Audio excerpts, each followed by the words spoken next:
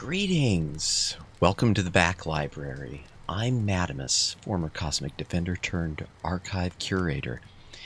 And tonight's a special occasion because tonight is the final installment of our live cozy reading series for The Wonderful Wizard of Oz.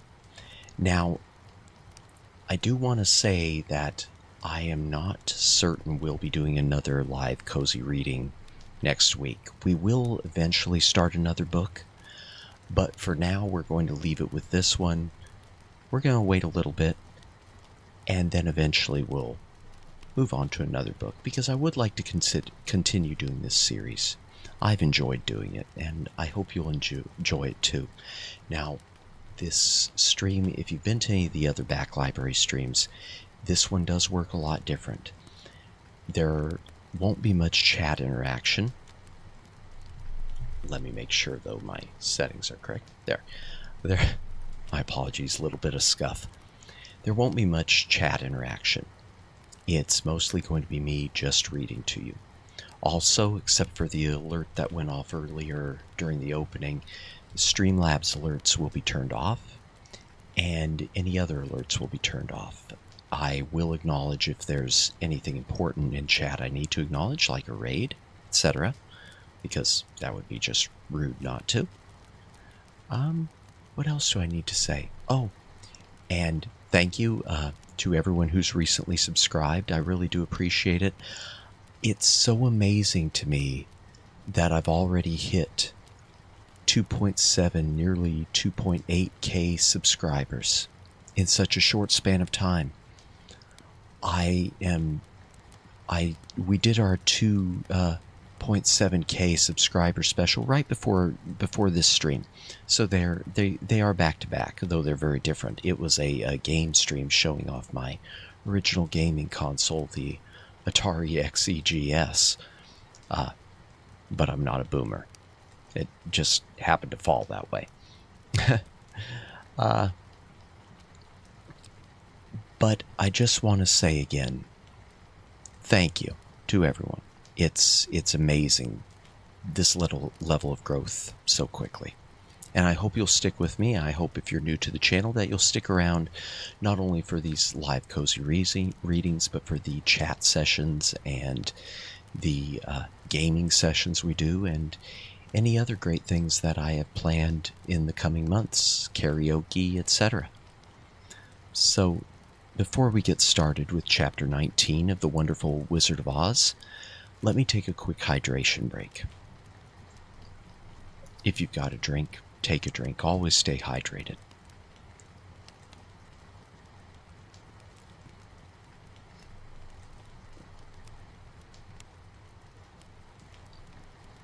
At the moment, I'm drinking a watermelon-flavored carbonated water, sparkling water.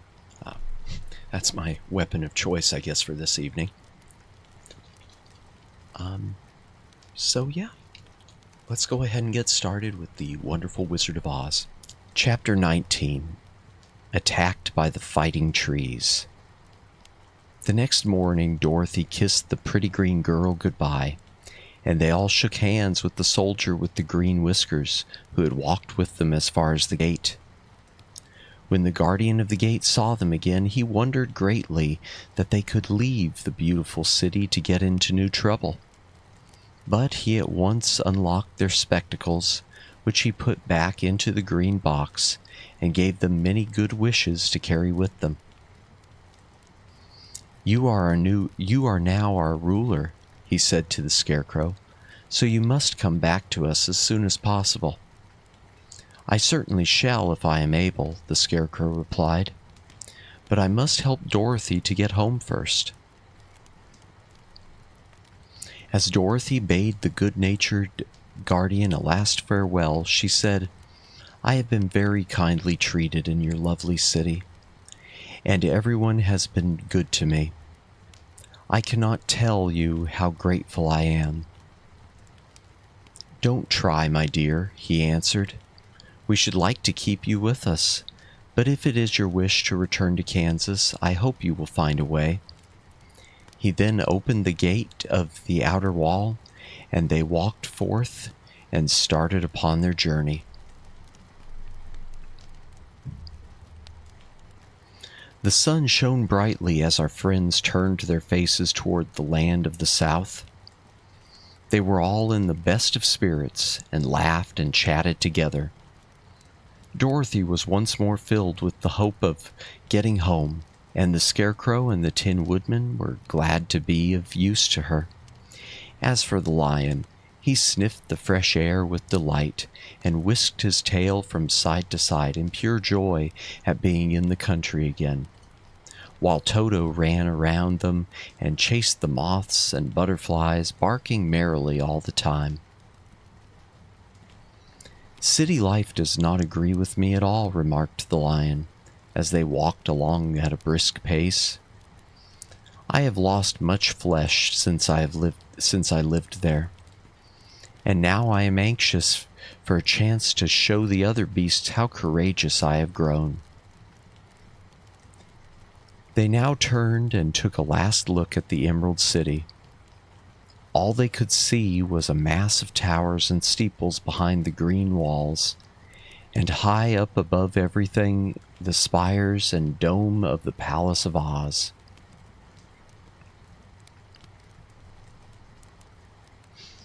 "Oz was not such a bad wizard after all," said the Tin Woodman, as he felt his heart rattling around in his breast. "He knew how to give me brains, and very good brains, too," said the Scarecrow.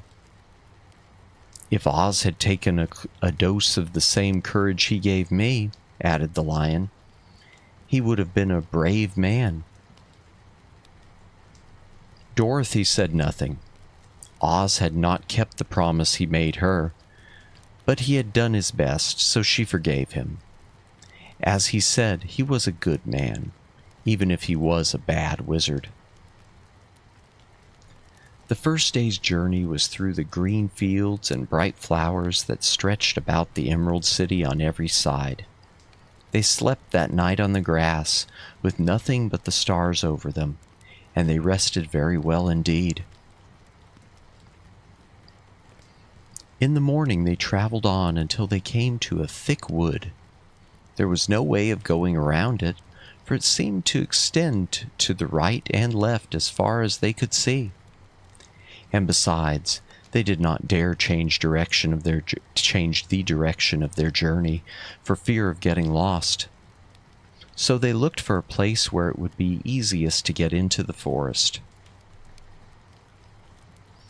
The Scarecrow, who was in the lead, finally discovered a big tree with such wide-spreading branches that there was room for the party to pass underneath. So he walked forward to the tree, but just as he came under the first branches, they bent down and twined around him, and the next minute he was raised from the ground and flung headlong among his fellow travelers.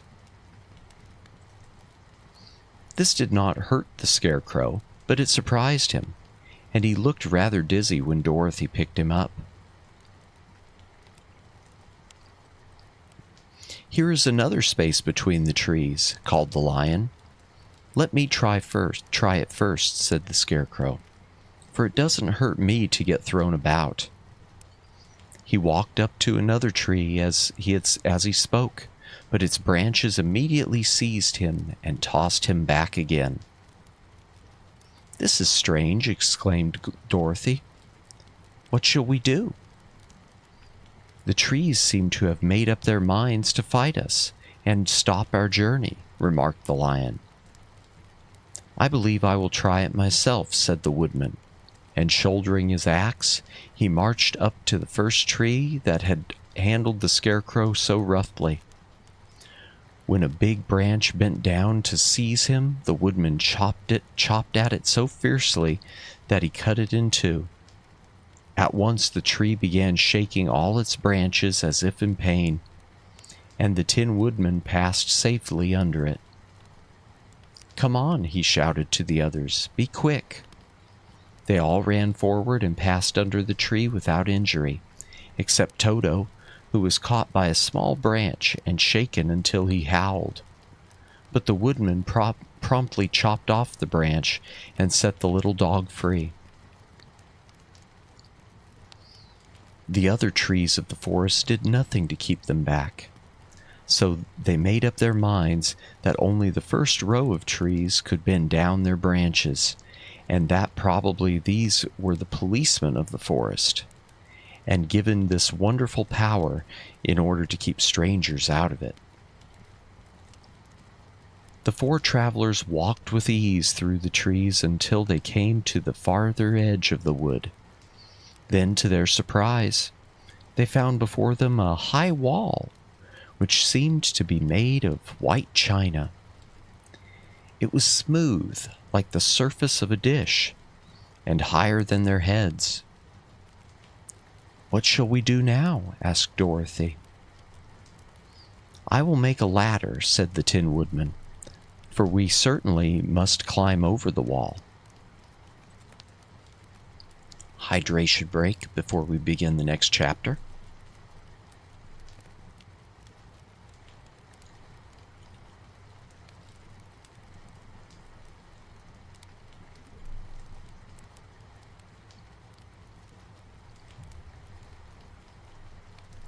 Chapter 20. The Dainty China Country. While the woodman was making a ladder from wood which he found in the forest, While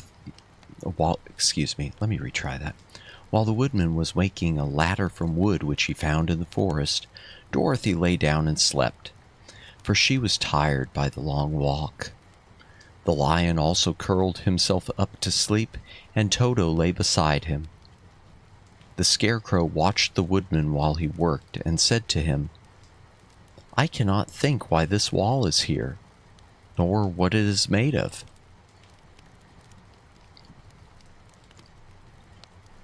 "Rest your brains and do not worry about the wall," replied the woodman. "When we have climbed over it, we shall know what is on the other side."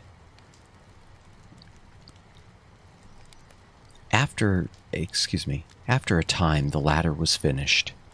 It looked clumsy, but the Tin Woodman was sure it was strong and would answer their purpose. The Scarecrow waked Dorothy and the Lion and Toto and told them that the ladder was ready. The Scarecrow climbed up the ladder first, but he was so awkward that Dorothy had to follow close behind and keep him from falling off. When he got his head over the top of the wall, the Scarecrow said, "Oh my!" "Go on," exclaimed Dorothy. So the Scarecrow climbed farther up and sat down on the top of the wall, and Dorothy put her head over and cried, "Oh my!" just as the Scarecrow had done. Then Toto came up and immediately began to bark, but Dorothy made him be still. The Lion climbed the ladder next, and the Tin Woodman came last, but both of them cried, "Oh my!" as soon as they looked over the wall. When they were all sitting in a row on the top of the wall, they looked down and saw a strange sight. Before them was a great stretch of country, having a floor as smooth and shining and white as the bottom of a big platter. Scattered around were many houses made entirely of china and painted in the brightest colors. These houses were quite small, the biggest of them reaching only as high as Dorothy's waist. There were also pretty little barns with china fences around them, and many cows and sheep and horses and pigs and chickens, all made of china, were standing about in groups. But the strangest of all were the people who lived in this queer country. There were milkmaids and shepherdesses with brightly colored bodies and golden spots all over their gowns, and princesses with most gorgeous frocks of silver and gold and purple, and shepherds dressed in knee breeches with pink and yellow and blue stripes down them, and golden buckles on their shoes, and princes with jeweled crowns upon their heads, wearing ermine robes and satin doublets, and funny clowns in ruffled gowns, with round red spots upon their cheeks and tall pointed caps. And strangest of all, these people were all made of china, even to their clothes, and were so small that the tallest of them was no higher than Dorothy's knee. No one did so much as look at the travelers at first, except one little purple china dog with an extra-large head, which came to the wall and barked at them in a tiny voice, afterwards running away again. "How shall we get down?" asked Dorothy. They found the ladder so heavy they could not pull it up, so the Scarecrow fell off the wall, and the others jumped down upon him, so that the hard floor would not hurt their feet.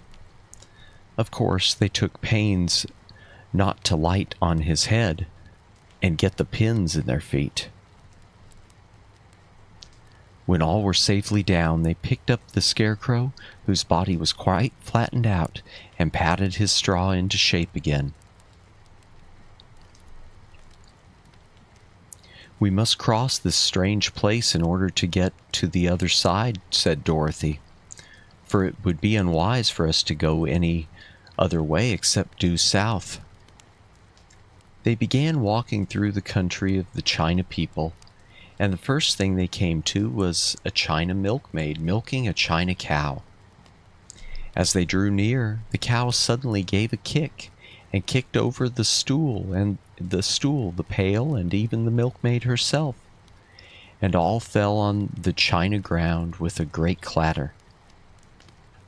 Dorothy was shocked to see that the cow had broken her leg off, and that the pail was lying in several small pieces, while the poor milkmaid had a nick in her left elbow. "There!" cried the milkmaid angrily. "See what you have done? My cow has broken her leg, and I must take her to the mender's shop and have it glued on again. What do you mean by coming here and frightening my cow?" "I'm very sorry," returned Dorothy. "Please forgive us." But the pretty milkmaid was much too vexed to make any answer. She picked up the leg sulkily and led her cow away, the poor animal limping on 3 legs. As she left them, the milkmaid cast many reproachful glances over her shoulder at the clumsy strangers, holding her nicked elbow close to her side. Dorothy was quite grieved at this mishap. "We must be very careful here," said the kind-hearted woodman, "or we may hurt these pretty little people so they will never get over it." A little farther on, Dorothy met a most beautifully dressed young princess who stopped short as she saw the strangers and started to run away. Dorothy wanted to see more of the princess, so she ran after her, but the China girl cried out, "Don't chase me! Don't chase me!" She had such a frightened little voice that Dorothy stopped and said, "Why not?" "Because," answered the princess, also stopping, a safe distance away, "if I run, I may fall down and break myself."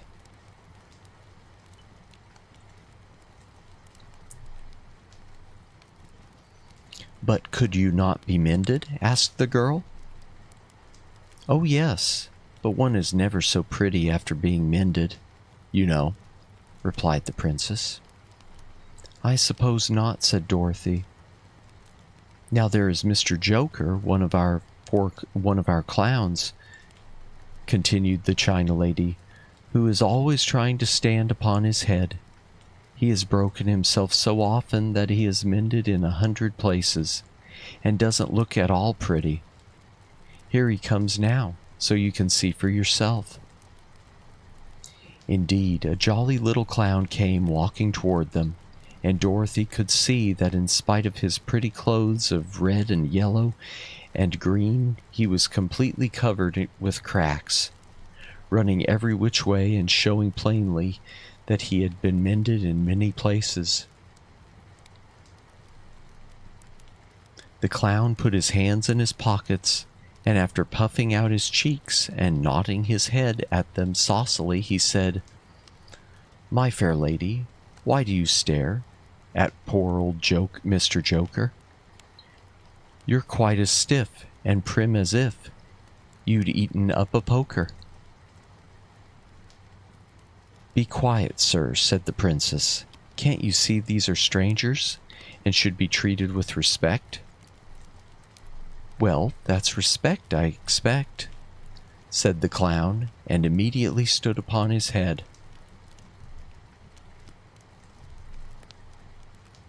"Don't mind Mr. Joker," said the princess to Dorothy. "He is considerably cracked in his head, and that makes him foolish." "Oh, I don't mind him a bit," said Dorothy. "But you are so beautiful," she continued, "that I am sure I could love you dearly. Won't you let me carry you back to Kansas and stand you on Aunt Em's mantle? I could carry you in my basket." "That would make me very unhappy," answered the China Princess. "You see, here in our country we live contentedly, and can talk and move around as we please. But whenever any of us are taken away, our joints at once stiffen, and we can only stand straight and look pretty. Of course, that is all that is expected of us when we are on mantels and cabinets and drawing-room tables, but our lives are much pleasanter here in our own country." "I would not make you unhappy for all the world," exclaimed Dorothy, "so I'll just say goodbye." "Goodbye," replied the princess. They walked carefully through the China country. The little animals and all the people scampered out of their way, fearing the strangers would break them, and after an hour or so the travelers reached the other side of the country and came to another China wall. It was not so high as the first, however. Let me try that again. It was not so high as the first, however, and by standing upon the lion's back, they all managed to scramble to the top. Then the lion gathered his legs under him and jumped on the wall. But as he jumped, he upset a china church with his tail and smashed it all to pieces. "That was too bad," said Dorothy. "But really, I think we were lucky not doing these little people more harm than breaking a cow's leg and a church. They are all so brittle." "They are indeed," said the Scarecrow, "and I am thankful I am made of straw and cannot be easily damaged. There are worse things in the world than being a scarecrow."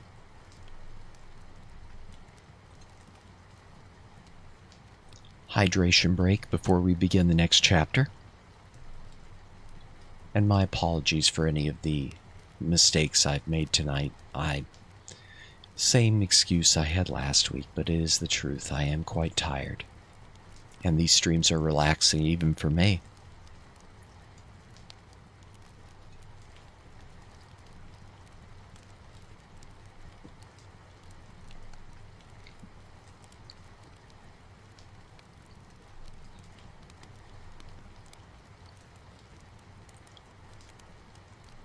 Thank you, Bowser. I appreciate that. Chapter 21. The Lion Becomes the King of Beasts. After climbing down from the China Wall, the travelers found themselves in a disagreeable country, full of bogs and marshes and covered with tall, rank grass. It was difficult to walk without falling into muddy holes, for the grass was so thick that it hid them from sight. However, by carefully picking their way, They got safely along until they reached solid ground. But here the country seemed wilder than ever, and after a long and tiresome walk through the underbrush, they entered another forest, where the trees were bigger and older than any they had ever seen. "This forest is perfectly delightful," declared the lion, looking around him with joy. "Never have I seen a more beautiful place."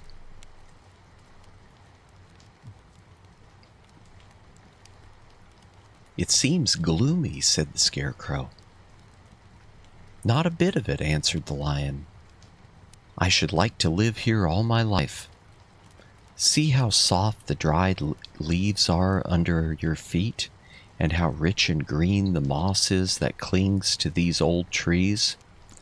Surely no wild beast could wish a pleasanter home."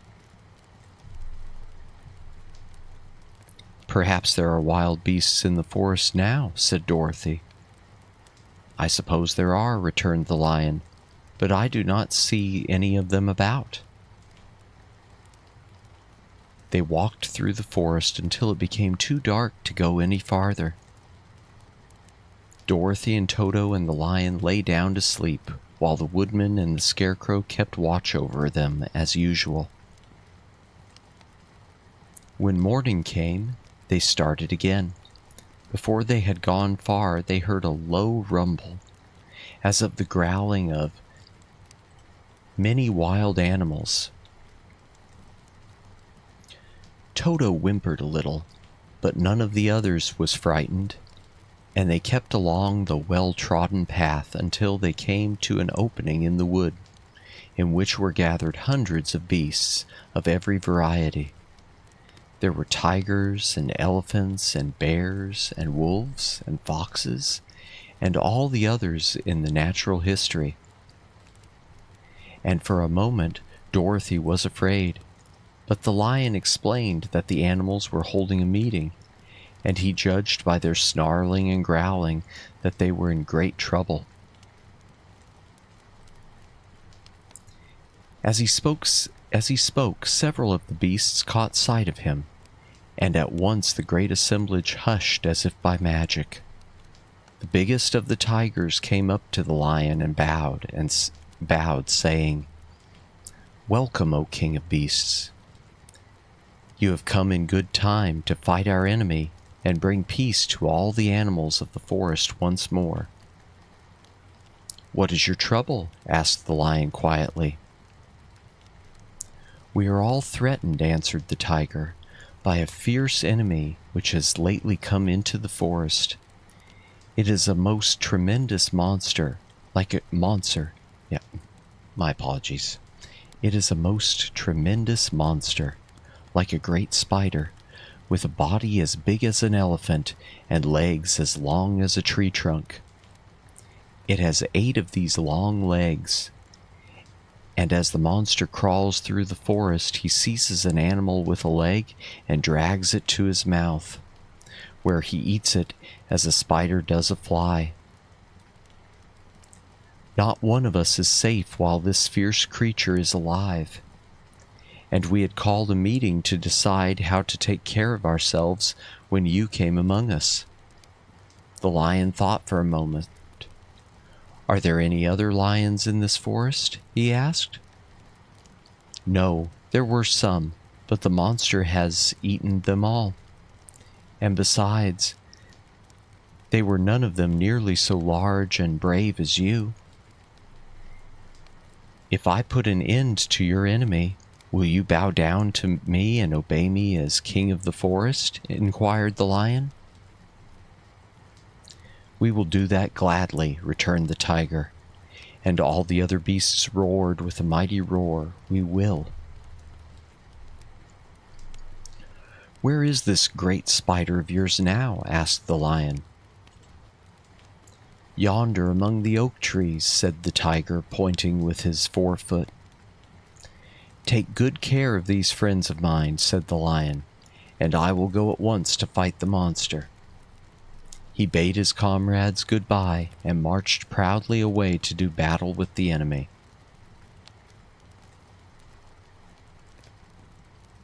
The great spider was lying asleep when the lion found him, and it looked so ugly that its foe turned up his nose in disgust. Its legs were quite as long as the tiger had said, and its body covered with coarse black hair. It had a great mouth, with a row of sharp teeth a foot long, but its head was joined to the pudgy body by a neck as slender as a wasp's waist. This gave the lion a hint of the best way to attack the creature, and as he knew it was easier to fight it asleep than awake, he gave a great spring and landed directly upon the monster's back. Then, with one blow of his heavy paw, all armed with sharp claws, he knocked the spider's head from its body. Jumping down, he watched it until the long legs stopped wiggling, when he knew it was quite dead. The lion went back to the opening where the beasts of the forest were waiting for him and said proudly, "You need fear your enemy no longer." Then the beasts bowed down to the lion as their king, and he promised to come back and rule over them as soon as Dorothy was safely on her way to Kansas. Hydration break before the next chapter.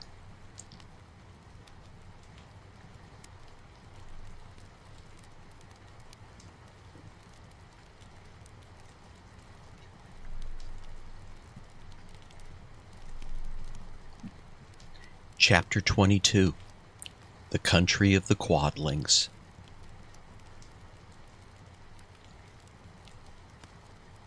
The four travelers passed through the rest of the forest in safety, and when they came out from its gloom, saw before them a steep hill covered from top to bottom with great pieces of rock. "That will be a hard climb," said the Scarecrow, "but we must get over the hill, nevertheless." So he led the way, and the others followed.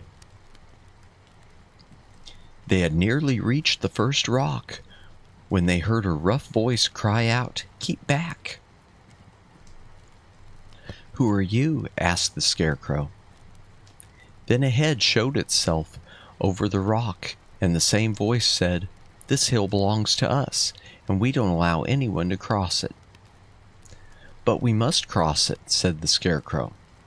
"We're going to the country of the Quadlings." "But you shall not," replied the voice, and there stepped from behind the rock the strangest man the travelers had ever seen. He was quite short and stout, and had a big head, which was flat at the top, and supported by a thick neck full of wrinkles. But he had no arms at all, and seeing this, the Scarecrow did not fear that so helpless a creature could prevent them from climbing the hill. So he said, "I'm sorry not to do as you wish, but we must pass over your hill, whether you like it or not." And he walked boldly forward.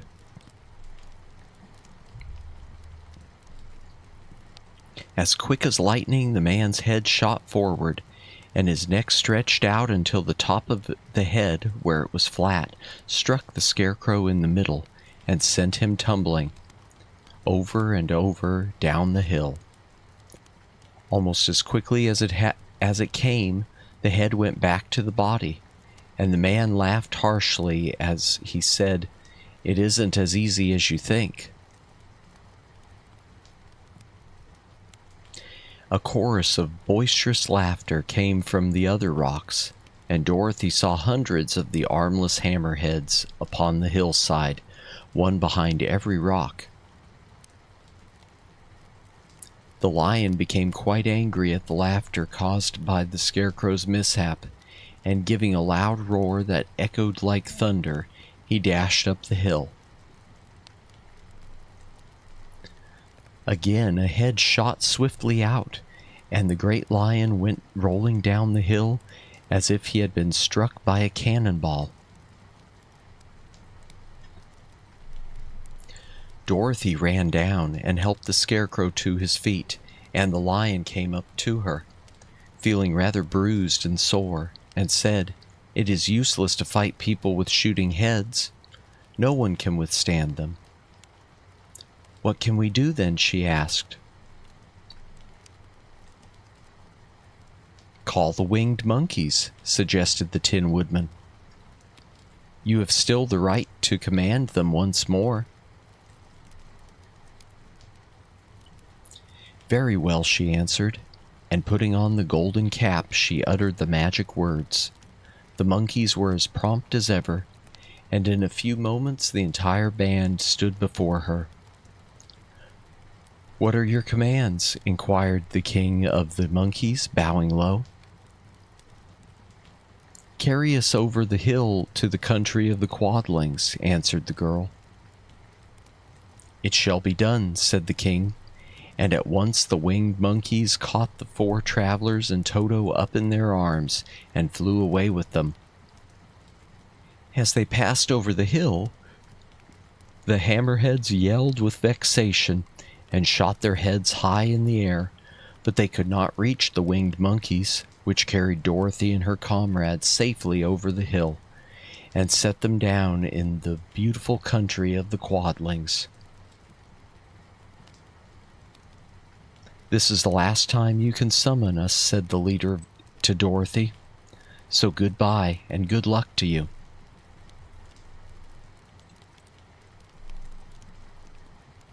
"Goodbye, and thank you very much," returned the girl.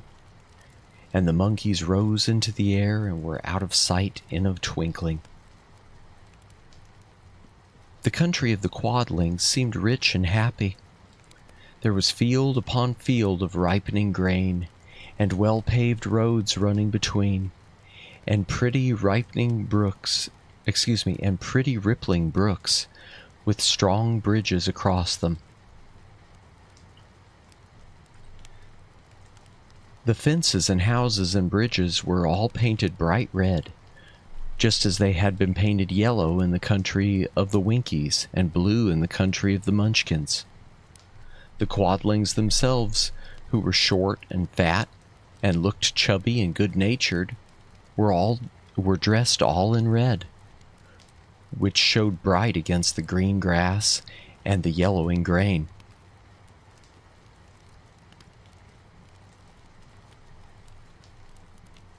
The monkeys had set them down near a farmhouse, and the 4 travelers walked up to it and knocked at the door. It was opened by the farmer's wife, and when Dorothy asked for something to eat, the woman gave them all a good dinner, with 3 kinds of cake and 4 kinds of cookies, and a bowl of milk for Toto. "How far is it to the castle of Glinda?" asked the child. "It is not a great way," answered the farmer's wife. "Take the road to the south, and you will soon reach it."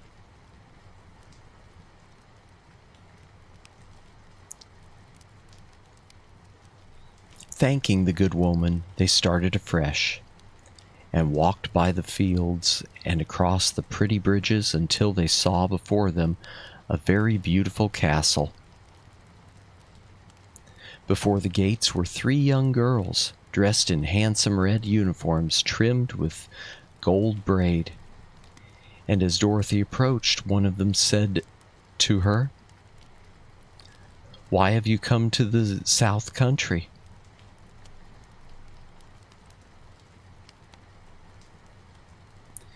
"To see the good witch who rules here," she answered. "Will you take me to her?" "Let me have your name, and I will ask Glinda if she will receive you." They told who they were, and the girl soldier went into the castle. After a few moments, she came back to say that Dorothy and the others were to be admitted at once. Hydration break again before we begin the next chapter.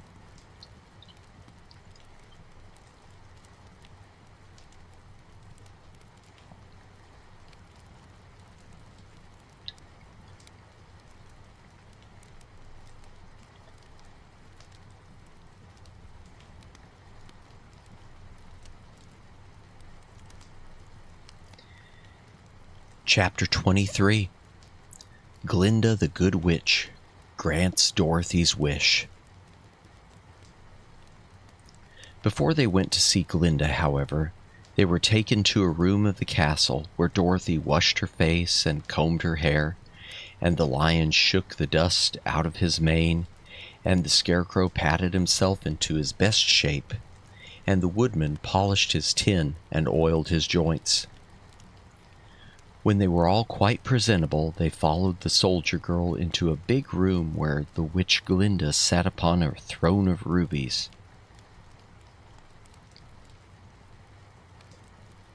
She was both beautiful and young to their eyes. Her hair was a rich red in color and fell in flowing ringlets over her shoulders. Her dress was pure white, but her eyes were blue, and they looked kindly upon the little girl. "What can I do for you, my child?" she asked. Dorothy told the witch all her story, how the cyclone had brought her to the land of Oz, how she had found her companions, and of the wonderful adventures they had met with. "My greatest wish now," she added, "is to get back to Kansas. For Aunt Em will surely think something dreadful has happened to me, and that will make her put on mourning. And unless the crops are better this year than they were last, I am sure Uncle Henry cannot afford it." Glinda leaned forward and kissed the sweet, upturned face of the loving little girl. "Bless your dear heart," she said. "I am sure I can tell you of a way to get back to Kansas." Then she added, "But if I do, you must give me the golden cap." "Willingly," exclaimed Dorothy. "Indeed, it is of no use to me now. And when you have it, you can command the winged monkeys 3 times. And I think I shall need their service let me retry that, my apologies.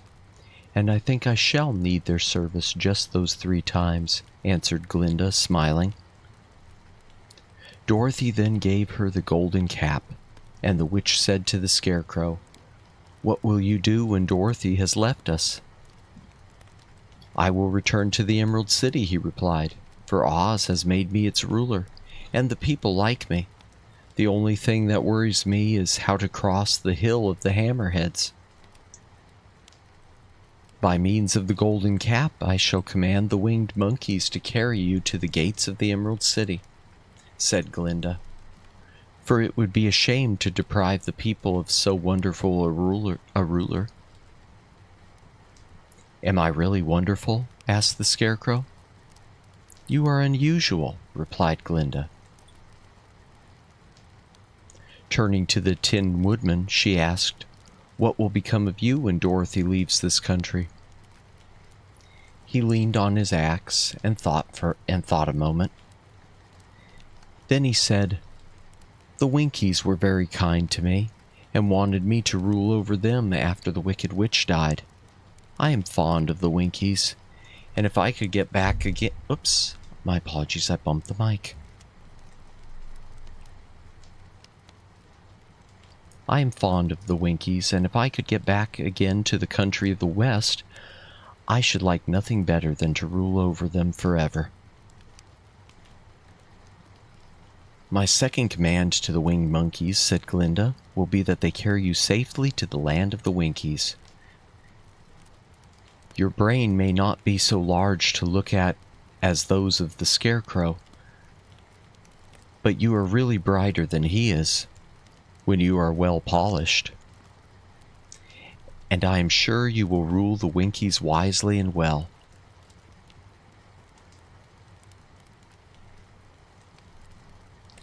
Then the witch looked at the big, shaggy lion and asked, "When Dorothy has returned to her own home, what will become of you?"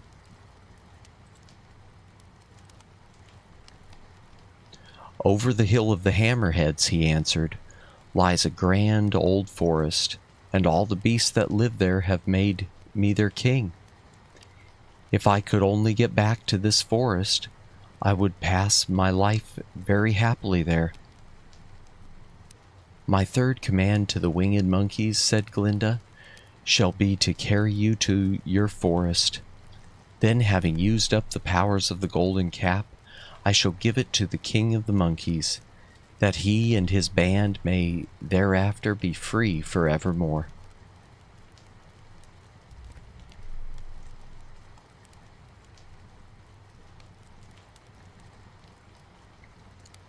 The Scarecrow and the Tin Woodman and the Lion now thanked the Good Witch earnestly for her kindness, and Dorothy exclaimed, "You are certainly as good as you are beautiful, but you have not told me how to get back to Kansas."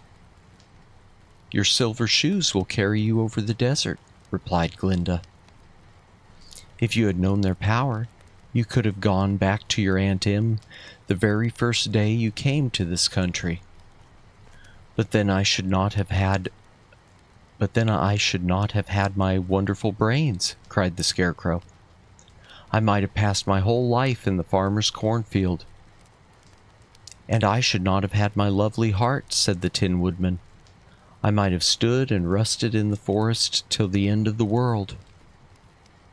And I should have lived a coward forever," declared the Lion, "and no beast in all the forest would have had a good word to say to me."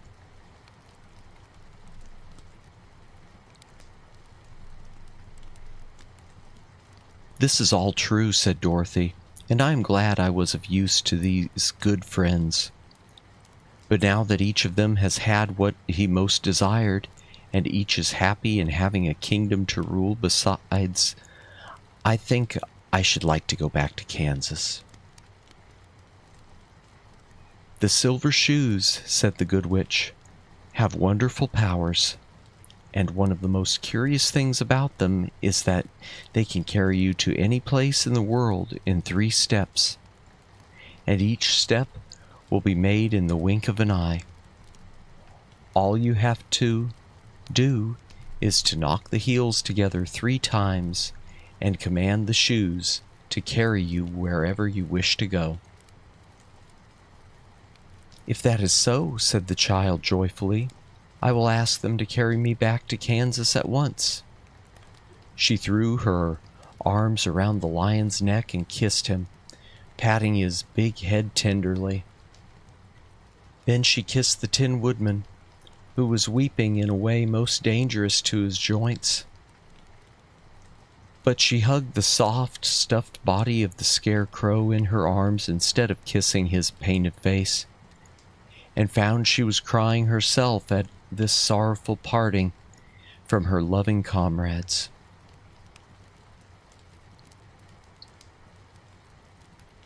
Glinda the Good stepped down from her ruby throne to give the little girl a goodbye kiss, and Dorothy thanked her for all the kindness she had shown to her friends and herself.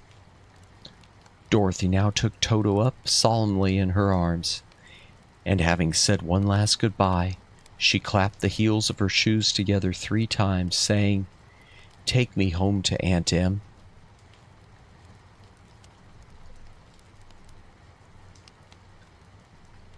Instantly she was whirling through the air, so swiftly that all she could see or feel was the wind whistling past her ears.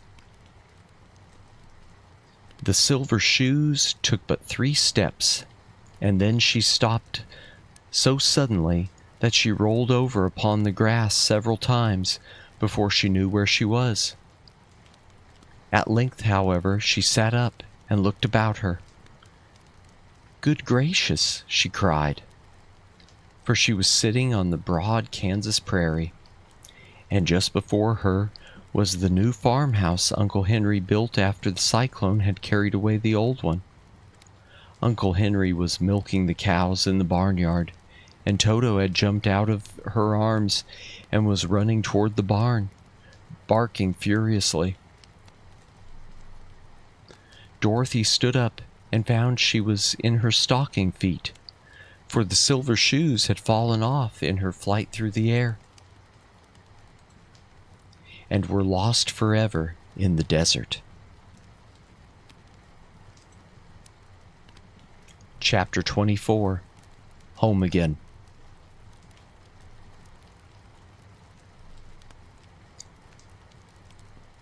Aunt Em had just come out of the house to water the cabbages when she looked up and saw Dorothy running toward her. "My darling child," she cried, folding the little girl in her arms and covering her face with kisses. "Where in the world did you come from?" "From the land of Oz," said Dorothy gravely.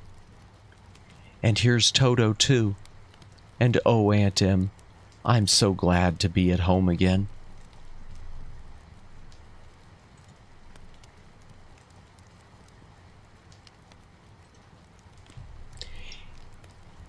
And that is the end of the wonderful world of Oz, the wonderful Wizard of Oz, excuse me. Let me take this off the screen. Okay, we'll just fade that out.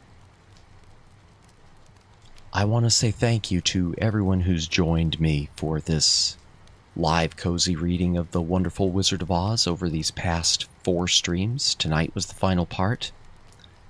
Thank you to everyone who's come with me on this journey, this attempt to do something different than just gaming streams, and also congrats.